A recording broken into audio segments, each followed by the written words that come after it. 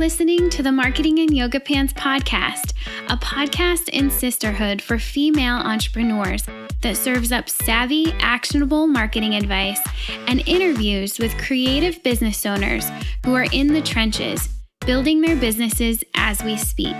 The Marketing in Yoga Pants community is for you, the girl on her couch, in her yoga pants, top knot tight, hunched over her MacBook, trying her hardest to get the word out about her business.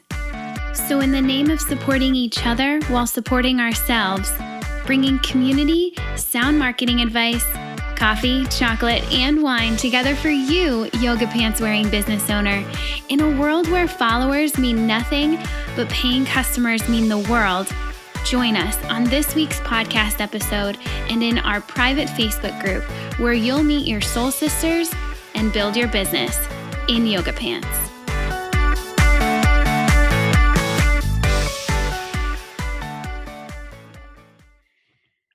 Welcome back to another episode of the Marketing in Yoga Pants podcast. I'm Britt Colo, and I'm here today with Liz Strong of Lux and Vita. Thank you so much for joining me today, Liz. Yeah, thanks for having me. I'm really excited. Yeah. Okay. So Liz and I first met, yes, in a Facebook group, how I meet everybody, but this is an interesting story that I think some of you are gonna really enjoy.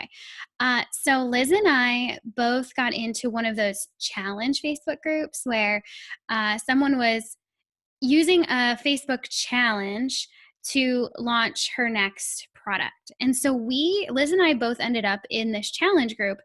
Can't say that I do them very often, especially anymore, but at the time, it just kind of made sense. The group was focused on knowing how to reach out to people to get referrals and to refer other people to people that they knew. And so the whole thing felt pretty good. So I hopped into that group.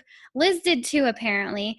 And I went full in and I'm like, okay, this makes a lot of sense. And I want to really truly connect with some of the people in here and see if I'd be able to hop on a call, do a little virtual coffee chat and understand who these business owners are. So if I can refer to them, I would. And then if ever the opportunity came up where they could reciprocate, awesome, I get a referral, right?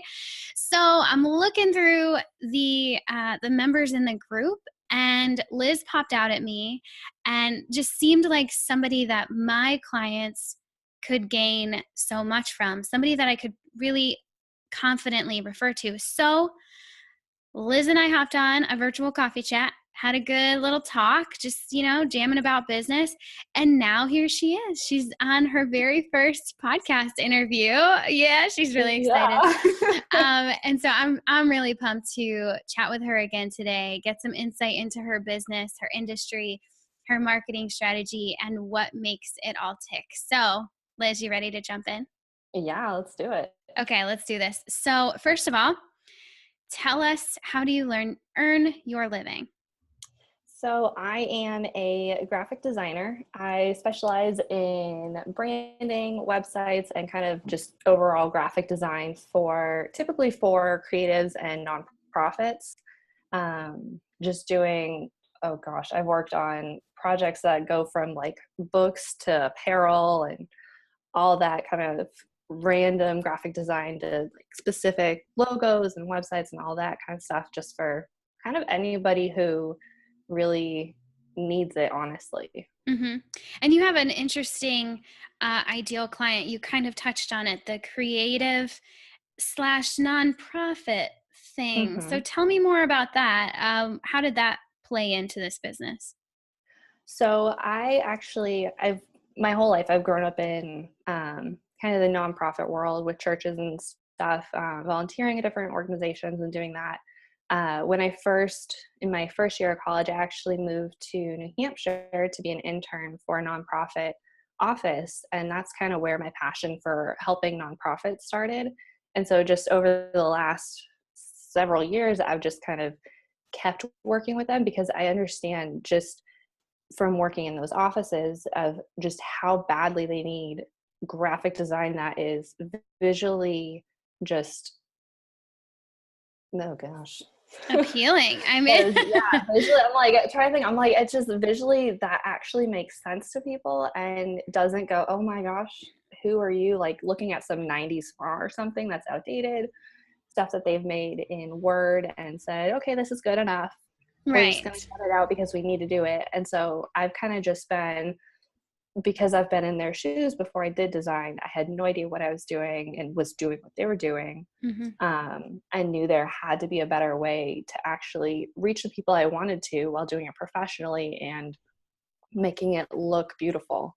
Awesome. I So, really like that. Okay, so since graphic design, web design is your thing, tell us the story of how you came to do this with your life. ooh. So I never actually wanted to do design, never wanted to own a business, never wanted to do any of that. I actually had absolutely no idea what I wanted to do. When I was younger, I wanted to be a marine biologist. Growing like in college, I wanted to do missions, work at churches, do all those kinds of things. So that's what I went to college for a year, and then realized I hate school. And so I was like, you know what? What can I do that doesn't necessarily have to mean I have to go to school? So that's kind of where my internship kind of came into play. Decided to go work at an office for a summer, be an intern, do camps and stuff. And they kind of looked at me and they're like, you learn quick. And I was like, yeah, I feel like I do. They're like, well, can you fix our website? Like, can you add like the new events and stuff? I'm like, yeah, sure. I know how to use computers. What's the program? They're like, I have no idea. Here's the login. Can you figure it out? I'm like, heck yeah, let's do it. So like I literally watched all their tutorial videos that the company had, because it wasn't WordPress, it wasn't Squarespace. It was like one of those like super niche, like built into their site, something I don't even know anymore because it's Yeah. outdated. Yeah. And it was, oh, it's a terrifying website. Just I'm picturing it now.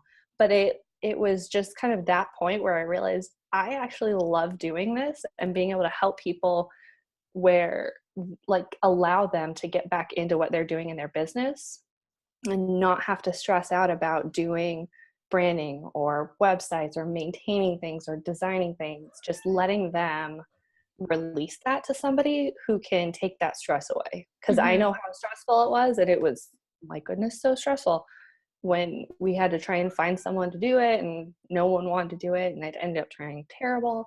So it just trying to help people make it less stressful and give them something to be proud of. Right. And so you went from a nonprofit, sure, I'll put the events on your website, to today. What's that been like? Crazy. So I was, it's a little bit of a topsy-turvy kind of crazy thing. I was a communications director for a multi-site church in New Hampshire for 2 years, after I did my internship and went freelance and then went into that job for 2 years. Then late last year, my husband got a new job, which got us transferred to Texas, which is where we are Oh, yeah. now. And so I kind of was like, okay, well, I don't know, the small town we're in, I don't know like what I could do because I've only worked ever in offices and at Starbucks. So yeah, I could always have my Starbucks fallback, but I was like, well, you know what? I think this is the perfect time to actually launch my business and just see where it can take me, Mm-hmm. because I still have all those contacts and referrals that I've been working with over the years. So why not try and see if I can continue to help them? And it's just kind of spiraled on from there and just gone full time, which is crazy to me. That's really fun. Uh, I'm gonna take 5 seconds because my cat almost just like clawed into my arm. I was gonna say, I heard your cat, and like, I was about to say something. I'm like, okay, ignore the cat because I'm Yeah, a little yeah, she was like dog right sitting in here, another and chair sleeping. I kind of like went like this, and then now she's over there. Okay, so and we're back. This is why we have a podcast editor. Um, all right, back into it. Okay, so running this website graphic design business right now. Can you take me back to your very first client under your business? I mean, you said, okay, this is the time to start a business. take me back to your very first client and how did you get their attention and earn your first dollar? So it's kind of been a series of small jobs. And I'm trying to think back that far because it's probably was like for my first client. So, okay. So do you mean my first client under Lux and Vita? Yeah, let's go there. Okay, that's Hmm. easier. That's easier than my Yeah. my like 5 years of freelance. Yeah. Okay. So my first client was actually my previous employer. When I was at the work doing the communications position, they knew I was moving and they wanted to see if they could take me on an hourly basis for a set amount of hours for the 2017 year because they were trying to kind of scrambling, figuring out, okay, well, how are we going to replace what I did? Because I kind of held about 4 jobs in one title. Hmm. And so they were actually what I would say is like my first big client, kind of just taking and transitioning, which was a great transition piece, kind of going from my employer to being one of my clients. Um, yeah. So kind of, Okay, that's interesting because I don't hear that very often. So that must have been a pretty decent company. And yeah. that really only came out of the fact that you moved to Texas, right? So like you couldn't Mhm. work for them anymore as an employee, but you could be contracted by them. Right. Yeah. A lot of what I did for them was just kind of my job was a lot of like social media, designing different graphics, running emails, keeping up their website, doing those kind of things that could pretty much my entire job could be remote, Hmm. except for a couple of the in-person things I had to do, which they were able to give off to our creative director. But for the most part, everything that I had been doing for them that I could figure out that could be done remotely, they were like, yes, if we can keep you on for however long during 2017 to kind of get us settled and figure out what we're going to do for the next person and all that, can we hire you? And I'm like, yeah. Yeah, that would be great. Okay, that's awesome. So then what was your next step? How did you get your next couple of clients? So from there, a lot of people just kind of in the position that I had, since it was at a church, there's a lot of people who knew me since I was on staff and they would see me on video and stuff. They knew who I was, what I did, and that I was leaving and what I was going to be doing. So they knew I had a business. So they kind of approached me and said, Hmm. hey, I do this and I need a website. I need branding. I need business cards, and kind of just started. A lot of it was word of mouth referral, family, friends who knew me, knew where I was going, what I was doing, and just kind of started to spread the word. But once those kind of started to settle a little bit more, I started to dive into Facebook groups a lot more. And that was where I really started to kind of see a lot more potential for clients and meet new people, and kind of even with the challenge that you and I did, like meeting with you and kind of just getting that connection, even if it's not you're hiring me or me hiring you, we're still that kind of referral connection, which could possibly lead to clients on either of our ends. Right. Okay, this is great. So I want to pull out just a couple things.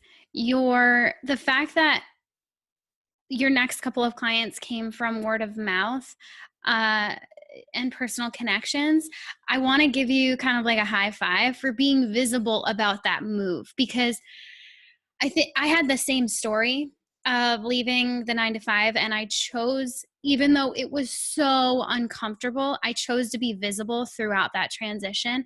And that allowed me to get my first few clients. If I would have just, left my job and been scared to be visible and I didn't really tell many people, I don't know where I would be. Like, I Mhm. really don't know if this would have worked out. So high five for choosing to be visible. And and then, okay, we have to dive into the Facebook group stuff because I mean, we've talked about it before on this podcast for sure. If anybody knows me, they know that I utilize Facebook groups for sure to make connections, to not feel so isolated, and to get clients. I mean, Mhm. when I find somebody that I can truly help, it would be a disservice to them if I didn't tell them about what I do. So tell me about your experience. What is that how you're primarily marketing your business right now? And if so, how are you going about that? Yeah, it definitely is right now. Facebook groups being my primary way I market myself. It's kind of shifted a little bit. Just one of the main groups I was in kind of shifted the way they did any ISO posts. So Mm-hmm. people looking for a designer, they kind of shifted that away from Facebook. So I was like, oh no, I need to go separate my time a little bit. So that's an adjustment. But before that happened, and currently I was just in a bunch of different groups that not even for designers, they were just for business owners, entrepreneurs, um, just creatives in general. And there were people who were just sitting in there asking questions, not even necessarily that they were, and that's the big thing for me, is that they weren't even necessarily asking for someone to like get hired to do it for them. They just had questions about, hey, how does this look? Do you like this font or this font? Do you like these colors or this? Or is this kind of place funny? Or just kind of any kind of general design questions that they had. I was like, ooh, if I can even just help them so they just are more knowledgeable about it, even if they're not going to hire me, I don't care. I just want them to be like, basically walk away from talking to me knowing more. I never want them to Yes. be like, oh, okay, well, that was pointless. I always Yeah. like any call I hop on with any clients, I'm like, ooh, get ready for like a giant list of podcasts to listen to, blog posts, tools. Like I'm going to like throw business knowledge at you. Yeah. The resource girl, and maybe a Yeah. little connector in there too. Mhm. Uh, yeah. And the reason I asked you specifically about that was because I watched you do that. And I really appreciate when someone can come into a group like that, or a forum, or even a mastermind, and just offer their expertise. That's why we're all there, you know? And Mhm. I can, sometimes I am sure my whole thing about Facebook groups has been misconstrued by someone as like, go into Facebook groups to get clients. Well, Mm. that's not really what I'm talking about here. It's Right. really about truly helping someone, and that allows everyone to succeed. Mhm. It just does. And like you said, it's either just feeling less isolated in that moment, because you work from home, I work from Yeah. home, but now we know each other and we can hop on a Yeah. call and laugh and talk about business. um, but also, referrals. And hey, if you're a service-based uh, business owner and your client needs something that you can't provide, well, heck, now you can be a almost like an assist to, Mhm. or taking a basketball analogy, like you can assist them in finding that person that they need. So just all around, I love it. Now I want to shift a little bit and talk about the work that you do. So Mhm. tell me about, what are you working on right now? Where's your focus at? Right now, it's a little bit all over the place. I've kind of got a couple of clients, and that's kind of, I like working that way sometimes, just kind of having all different kinds of projects, because then sometimes I can get bored, and other times I'm like, I just want to only work on websites. And other days I'm like, nah, I want to work on everything. But right Yeah. now, I'm in the middle of finishing up two websites, one for a photographer and one for actually an accountant. So, like I said, very different what I Uh-huh. work with. But also, I've just kind of been starting to work a lot more with photographers and creating pricing guides, style guides for like when they're planning sessions and giving clients information. Like, I've got a bunch of those, like just random projects going on. So, kind of, I got a lot of little like bits and pieces of projects going on. It's kind of fun because then when one client is like, I'm waiting on all their edits for their website, I can be working on, say, like working on a graphic or a pricing guide for somebody else, and then send it off to them and get the response back on the website edits, and just kind of keep on rolling. Juggle it. That's fun. And isn't it such a blessing to be able to lean into those kind of creative flows within us? Like, Oh, isn't that I so love true? it. Oh, I Yes.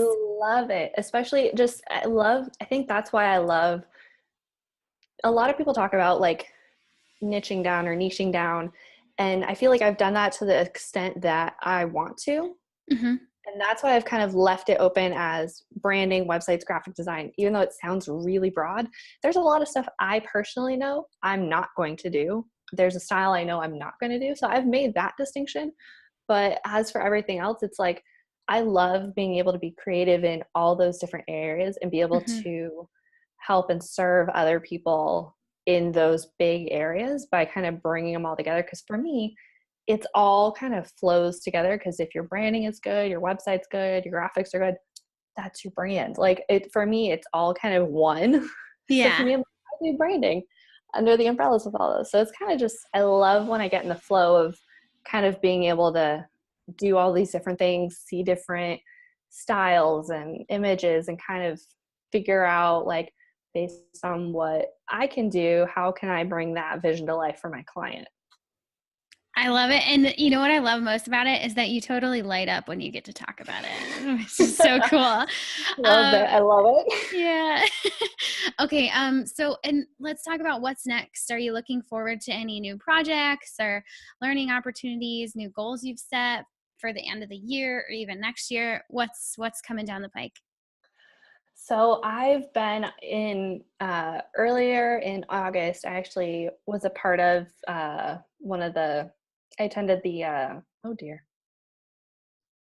I attended the Creative Brand Summit put on by Copper Kettle Company, or Oh Copper yeah. Kettle Co. Hmm. And absolutely loved it. And my mind is still being blown by all the sessions, and I'm still going through it. But out of that, I realized that I really need to work on figuring out exactly what I want to be like portraying on my website. And so over the last couple of weeks, I've just kind of been diving into looking at each page, each section of it, what story is it telling, how is it actually reaching my audience. And so kind of been updating my website and getting that kind of ready to go. And then been working on kind of hoping to make my own website and branding workbooks for my clients.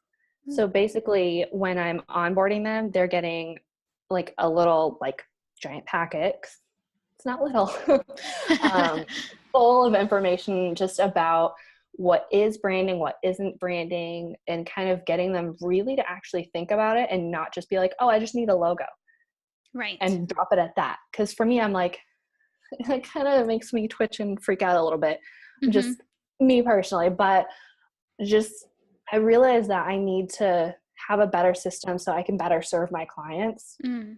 And so that kind of all has been going through my head of, okay, I need to figure out, get a workbook, get that all set, get a workbook for website so I can better, excuse me, get them on the right track, get them not stressed out, because I don't want it to be a stressful process. It needs to be fun, because Yeah. like it's so much fun for me. I want that, the excitement that I have for these projects to show through to the client, and the client to then also be excited and not be like, oh shoot, I need to go write content. But like, yeah, I get to go write content. Oh, I know exactly who I'm marketing to. I know exactly what this is, and get excited because it's part of their business. Yeah, they have what they actually do, but there's a whole nother side that I want to help them be excited about as well. So kind of working on workbooks, working on a couple templates and pricing guides that potentially might sell, just kind of as like, hey, you can edit it on your own, or I'll Hmm. edit it for you, just kind of those things. But working with a couple of my other friends who are photographers just to kind of see what they would need, because I don't want to make something that I like, because that's self-serving and doesn't work. I want to actually figure out what my target client would want and see how I can meet their needs, because that's pretty much my entire everything about Lux and Vita is about bringing light and life to your designs. So a Hmm. lot of my clients come to me with designs that they kind of have envisioned, and whether or not we end up with that design or something similar, like I want them to feel a part of the process. And so like, Hmm. I just want to be here to serve my clients well. So I'm just Hmm. trying to figure out all the different steps that I can do and projects I can start that will serve them well. So smart. My favorite thing about that is that you're uh you're leaning into this like excitement thing. You know, you're building the excitement for them, and you're really speaking to me right now, because anytime I get excited working with someone else, guess what I do? I talk about them. Mm-hmm. You know? And so it's, Yep. you know, it might be, it might feel like a big project, and I'm kind of more talking to the listeners because I can see how excited you are about this project. But, you know, listeners, if you're thinking about this new system, or coming up with these client onboarding things, it can feel kind of messy and like a lot of stuff to do. But at the end of the day, most of the time that stuff not only helps your client in that moment, but it helps your business so long term, because they had a great experience. And if they don't come back to you for more work, they're going to send more people to you. So we can kind of call that marketing. Okay. Okay. All right. Some quick, easy questions.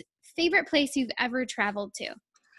Ooh, I would say actually, Morocco. That would be my favorite. Ooh, that sounds fun. Why did you go there? Actually went to Spain and then to Morocco for a month-long mission trip in college. Oh yeah, the mission thing in college. Okay, that's Yeah. really cool. Yeah. What's your favorite way to learn? Do you read? Do you listen? Bit of both? Like, what does that look like for Yeah. you? I'm definitely kind of a mix of everything. I'm not just like a one stream, like I can read it and I get it. It really helps me if I can hear something and watch it, but also read it. So kind of taking in all the different mediums for me is really how I learn best, and it actually sticks. Because I could read and it'll disappear. But if Mhm.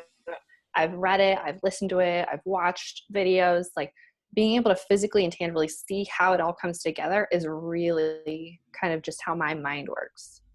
Makes sense. You're a designer. That makes total Yep. sense. Okay, so tell me, when did you officially, I mean, you freelanced for 5 years, but when did you Mhm. officially launch Lux and Vita? January of this year. Okay. So yeah, Okay, so cool. it's been about 9-10 months now. Awesome. Okay, so at this point, what would you love to outsource? Oof. For work or for home? Because if it was Ooh, either home, one. That's a good point. yeah, I hate cooking. Oh my word. I hate cooking. I hate it. I hate it. Oh my word. I can't stand it. It is like the bane of my existence. If I could design all day, I can go design, I can grocery shop, I can clean the house. Cooking, no, thank you. So if I could get Mm-hmm. somebody to cook for me, yes. But for like business stuff, writing social media captions, I hate them. Yeah. I hate them. They're hard, aren't they? Like They're so coming up hard. with them? Yes. Yeah, I that and agree. emails. Oh my gosh. Like I Mm-hmm. have all my ideas, but if I could just hand it off to somebody and say, "Hey, these are all my ideas. These are the points I want to make." Fluff it up and pretty it up Mm-hmm. and So take it calling away all from copywriters yes, please. might You be know in my the name and my market. number. I love it. Okay, so one last question we've got to end with. Looking back, what advice would you give to yourself when you were first starting this business? Not that it was that long ago, but you understand that girl on her couch, hunched over her MacBook, trying to figure all of this out. What would you say to her?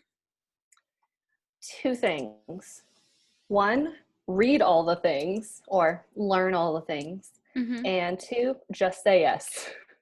A Ooh. lot of it, because I remember in one of our chats we were talking about just saying yes, and I was like, that if I could have told myself to just say yes to things, I'd probably be a lot farther along than I am right now. Just in a matter of just saying yes to putting yourself out there. If like I would see when I was looking on Facebook groups for if I can help someone, if potentially they would hire me, I would see stuff and I would see so many people had already commented and I was like, oh, well, they got it. They're good. And then I was like, you know what?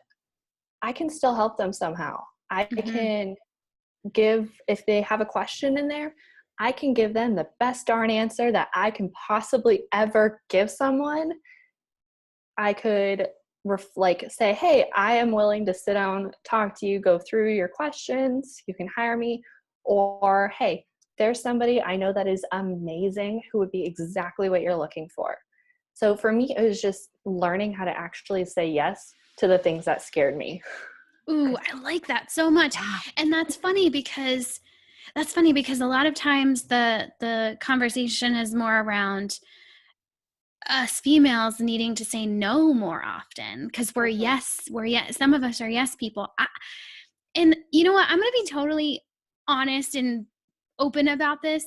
I've never really been a yes person. Like I don't personally struggle with having to say no. Like if I need to say no, I'll say no. And that comes off a little funny sometimes to people, but it's, I think I'm more in your boat of saying yes, even though I'm scared.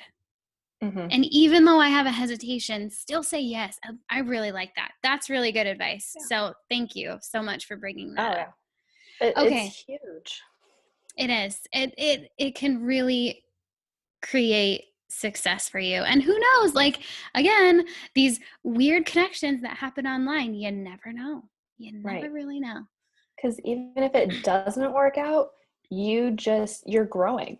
You're growing and you're learning. You're learning what you can do, what you probably may not need to do, what you shouldn't do, how to do something different. Like and it's all within like the right context of saying yes. It's not just being yes, I'm going to do everything, because that was me. And then I shut down to complete no, and now back to yes, but within reason. And it's within knowing that when I'm saying yes, I need to figure out why I'm saying yes and how saying yes is going to help somebody else and help me. So it's kind of the equal balance of using the yes for a better reason. Strategic yes. I like that. That I'm going to jot that down after we get off this call, because I feel like I could riff on that for even longer. But I love that advice. Thank you so much for that. Before we go, could you please tell the listeners where they can find you online? Absolutely. So my website is luxandvita, luxandvita.com. And then I'm on Facebook and Instagram, Lux and Vita DSN, and just super, super simple. Awesome. I'm always loving chatting with people. I hardly ever post. I'm not one of those people who's like, post like 10 times a day, because like I said, I would outsource captions. So I'm like, oh shoot, I need to post. Okay. I'm in one of those weeks right now too, so I hear you so much. Okay, awesome. So you heard her, girls. Go check her out, send her some love, and then hop into our private Facebook group to hear even more from Liz over the next few days.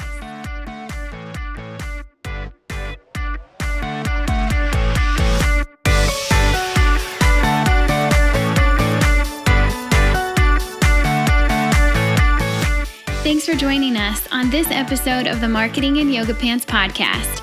Keep the conversation going by visiting marketinginyogapants.com/Facebook, where you'll get to join that private Facebook group I've been talking so much about.